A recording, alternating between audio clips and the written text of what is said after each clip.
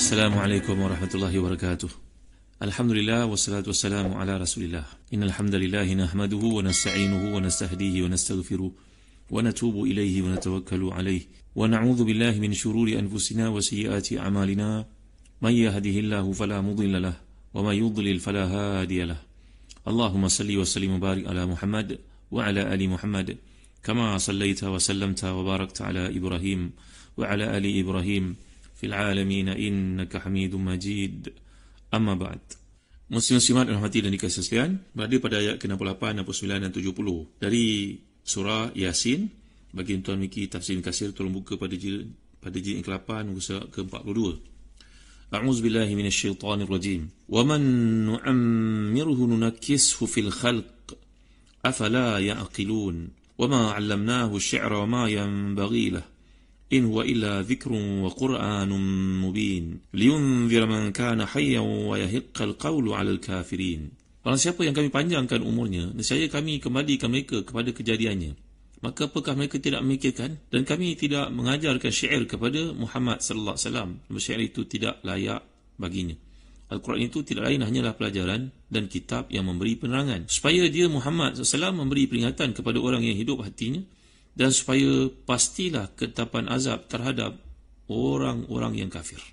Dalam kuliah lalu telah kita bincangkan maksud nikmat kehidupan yang diberikan oleh Allah SWT ini. Bagi mereka yang panjang umur akan melalui proses penuaan. Kulit berkedut, uban mula berterabur di atas kepala dan tak cukup di situ, di badan pun bertukar warna, ingatan pun kurang, kekuatan pun kurang, lutut sakit. Maka ini dimaksudkan dengan perkataan tankis, iaitu bila menyebut perkataan tankis ini, ja'alu syai'i a'lahu asfalah, pada keadaan seseorang dalam situasi yang di atas ditukar menjadi yang di bawah pergi ke atas. Dahulu dalam keadaan kuat, sekarang menjadi lemah. Satu-satu nikmat itu ditarik. Jadi maknanya wa man nutil umrahu nughayyir khalqahu. Siapa yang kami panjangkan umurnya, maka kami akan ubah kejadiannya. Jadi kita dapat lihat dalam ayat yang lalu, bila Allah menceritakan tentang perintah beribadah, suruhan untuk beribadah itu, bila alam a'had ilaikum ya bani adam alla ta'budu syaitan, kemudian wa ani ibuduni, ini telah kita huraikan. Bila datang perintah untuk beribadah ini, maka fokusnya kepada yang zat yang unggul, yang ulung, yang satu, yang agung, itu Allah SWT semata-mata. Alam a'had, aku, wa ani ibuduni, beribadahlah kepadaku.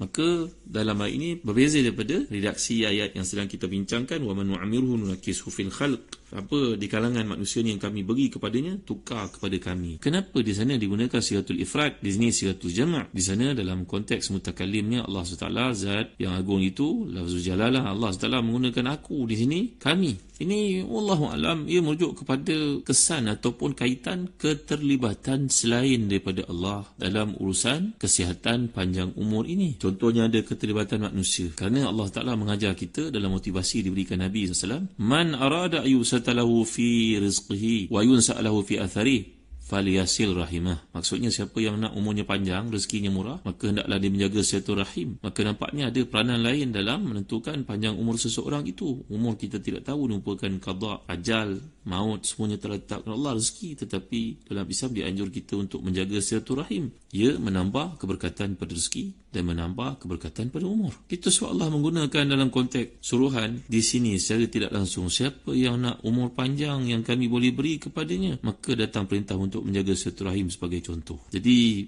silaturahim ataupun dengan kata yang lain, menyambung hubungan dengan manusia, dengan orang yang punya perhubungan darah daging, menjernihkan yang keruh, menghangatkan yang dingin, maka akan dapat mengurangkan stres dalam diri. Agaknya stres itulah satu sebab penyebab kepada banyak kematian pada seseorang yang berlaku.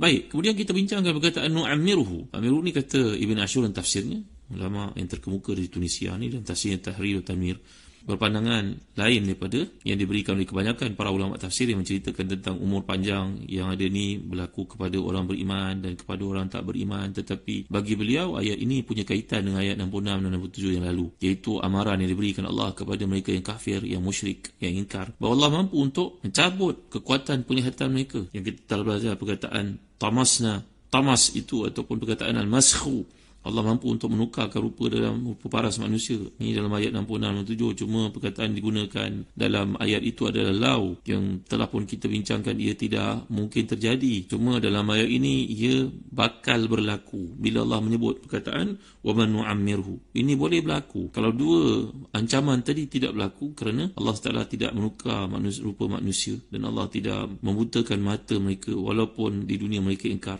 Tetapi Allah mampu melakukan perkara yang ketiga, iaitu memanjangkan umur, lalu hiduplah mereka dalam keadaan kehinaan. Umat Islam semakin tua usia mereka, semakin banyak peluang untuk membaca Al-Quran. Di kalangan kaum muslimatnya yang hadir ke masjid, Masya Allah ramai sekali. Kaum musliminnya yang datang mendengar kuliah pada usia tua penuh sekali salat subuh sebagai contohnya. Tapi apa yang terjadi kepada mereka yang tidak beriman? Kita tuan-tuan berada di negara-negara barat sebagai contohnya. Ayah ibu ini sudah tidak dipedulikan orang. Dibawa satu cerita oleh Dr. Sheikh Nabulsi dalam tafsirnya. Berlaku satu kes di sebuah negara di Eropah, iaitu seorang ibu tua yang hampir-hampir menggantungkan dirinya. Ini kita nak ceritakan bagaimana perkataan nu'amiru ni sebagai hukuman kepada mereka yang kafir, yang musyrik, yang ingkar, bahawa Allah SWT tidak membutakan mata waktu mereka sedang bekerja di zaman muda, dan Allah tidak menukarkan rupa mereka menjadi rupa al-qirada wal khanazir seperti berlaku pada Bani Israil satu masa dahulu. Kerana perkataan lau yang telah pun kita bincangkan. Tetapi dari sudut yang lain, Allah mampu untuk panjangkan umur mereka, lalu mereka melalui kehidupan yang dilupakan orang. Maka kembali kepada kisah yang dikemukakan. Seorang perempuan telah kematian suaminya pada usia senja, usia 80 lebih. Suaminya mati 6 bulan yang lalu, berapa bulan yang lalu. Tinggallah wanita ini menunggu kedatangan anak-anaknya. Menanti bila datang Mother's Day pun tak pulang, Christmas pun tak pulang. Sibuk mereka bekerja. Bukan ramai sangat pun anaknya, tapi tak pulang. Maka si ibu tua ni pun duduk matikan dirinya. Dan pada hari Jumaat itu dia membuat keputusan untuk membunuh dirinya. Kerana baginya kehidupan itu menyusahkan orang, tak ada siapa nak ambil peduli lagi. Ini ada kaitan dengan apa dinyatakan oleh Syekh Al-Imam Ibn Ashur dan tafsirnya. Maka dia mulalah menggantung tali pada siling rumah dan menantikan detik-detik penghabisan hidupnya. Tiba-tiba dia mendengar satu ketukan di pintu rumah. Ketukan ni oleh seorang budak lelaki. Budak lelaki ni bekerja di Islamic Center, yang kerjanya setiap akhir Jumaat akan mengedarkan brosur untuk memberi kesedaran kepada mereka yang bukan Islam tentang kehidupan ini, berasaskan kepada hidup adanya Tuhan, adanya tempat untuk ibadah, ada tempat untuk mengadu, dan Tuhan itu bersifat dengan Rahman Ar-Rahim. Maka brosur yang ringkas itu dibaca, mudah untuk faham, mudah untuk menghayati, dan mudah-mudahan jadi sebab untuk masuk Islam. Maka si ibu tua ini pun bersiap sedia untuk menggantung dirinya pada waktu yang dijangkakan, ditetapkan dalam fikirannya itu. Tiba-tiba dia mendengar ketukan di pintu. Maka dengan perlahan turun daripada kursi ini tadi untuk pergi membuka pintu. Kerana ketukan itu bersifat konsisten. Sekali berhenti sekejap, ketuk lagi, ketuk kali ketiga. Tiba-tiba bila buka pintu untuk kali yang ketiga ketukan itu, selepasnya kelihatan di hadapannya seorang budak lelaki berwajah seperti malaikat bersihnya pada gambaran perempuan tua ini, dan mengemukakan kepadanya satu nota, satu brosur kecil, leaflet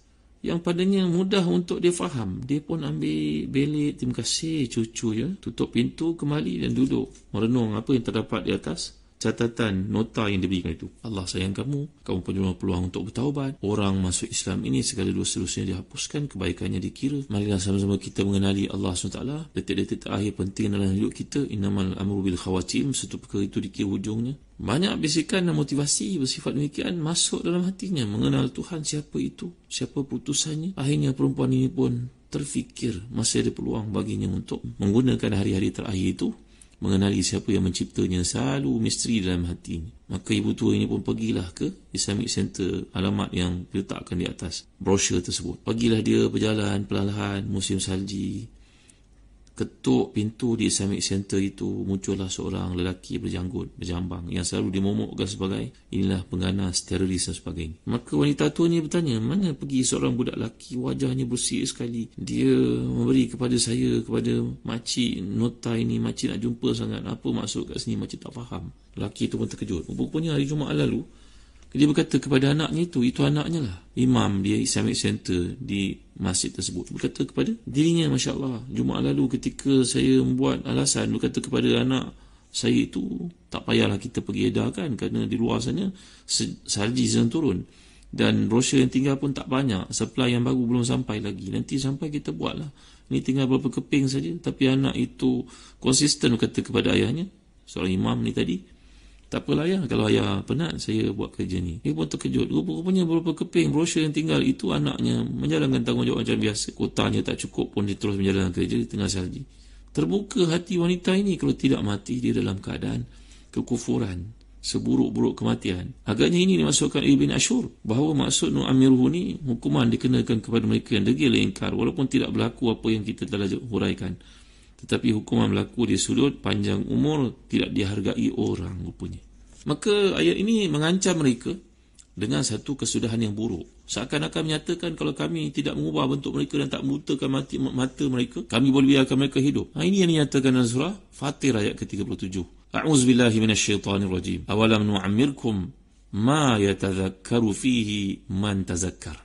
Apakah kami tidak memanjangkan umur kamu dalam masa yang cukup untuk berfikir bagi orang yang mahu berfikir? Tak cukup ke umur yang diberikan? Jadi panjangnya umur di situ bukan bermaksud memanjangkannya hingga ke umur nyanyuk, atau seperti yang disebut oleh kebanyakan para ulama tafsir itu. Kerana kecaman terhadap orang kafir dalam surah Fatir ini tujukan kepada siapa yang sudah diberi usia walaupun belum mencapai usia nyanyuk, tetapi tidak menggunakan peluang itu untuk kembali kepada Allah.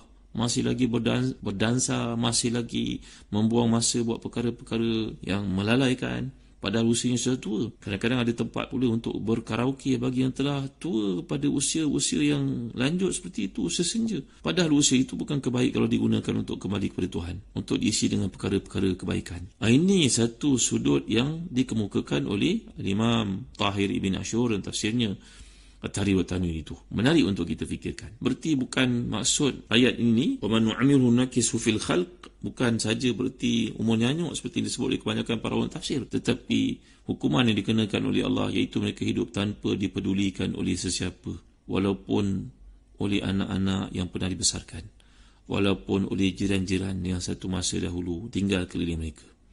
Dan lebih malang lagi, kadang-kadang mereka ni dihantar di rumah orang-orang tua, yang mana di situ diperlakukan dalam keadaan yang penuh penghinaan, seolah-olah tidak ada apa-apa penghargaan lagi untuk mereka.